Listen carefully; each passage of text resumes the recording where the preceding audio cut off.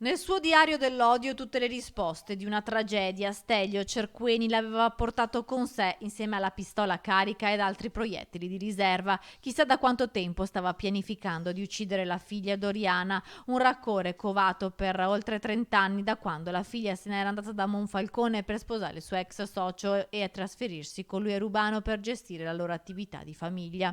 Stelio Cerqueni lo aveva inteso come un doppio tradimento. Venerdì mattina, nel giorno del compleanno della figlia, ha deciso di partire per raggiungere Padova in taxi. Alla seconda moglie aveva detto che doveva subire un intervento al ginocchio. Invece nel borsello aveva l'arma pronta a sparare a Doriana.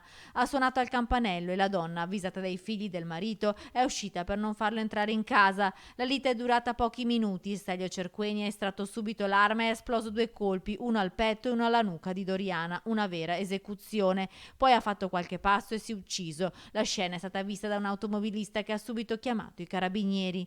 Odio e rancore i moventi principali, ma forse anche il tremendo sospetto che l'anziano avesse pianificato il delitto per poter lasciare l'eredità alla moglie invalida. Oggi il magistrato affiderà l'incarico per eseguire le autopsie sui corpi di Doriana e Stelio Cerqueni. La data dei funerali della donna non è ancora stata fissata.